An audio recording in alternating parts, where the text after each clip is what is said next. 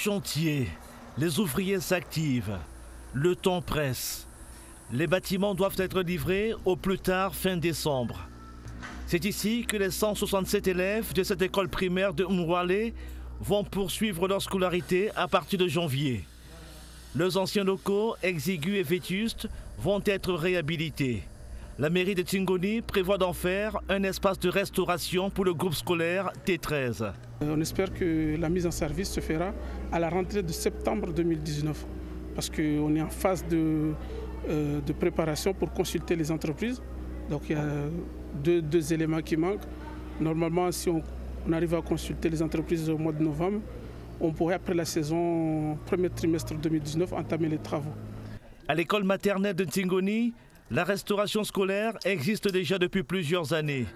Ce mercredi, pas de distribution de repas, les élèves n'ayant pas cours l'après-midi.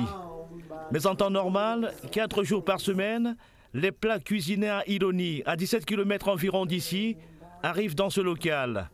Après vérification de leur température, ils sont réchauffés et servis le midi aux élèves. C'est vraiment bien pour les enfants parce qu'ils ont un endroit où s'asseoir, où ils puissent manger tranquillement, au lieu qu'on les met dans des petits réfectoires dehors avec leurs petits goûters. Là, non, là, ils sont assis, ils mangent tranquillement, ils prennent leur temps pour manger et ils digèrent après le repas, ils digèrent bien. Et vous pensez que ça leur permet d'être un peu plus concentrés en classe ? Manger, je pense que toujours si on mange, on est plus concentré dans la classe. Mais leur permettre, je pense que oui, parce que l'éducation, avec le ventre vide, c'est pas vraiment ça. Située dans le centre-ouest de Mayotte, la commune de Tingoni est constituée de 4 villages. Ici, la plupart des écoles disposent d'un réfectoire. Cela représente un gros investissement pour la municipalité. Ça a un coût par rapport à la gestion et l'entretien de ces bâtiments, et notamment sur le principe de rythme scolaire aussi. Ça veut dire que les parents, à un moment donné, seront appelés à faire des efforts financiers?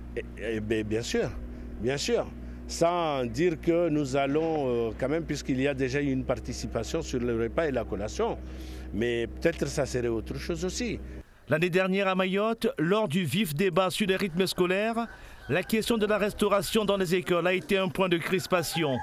Les réfectoires ne sont qu'une étape.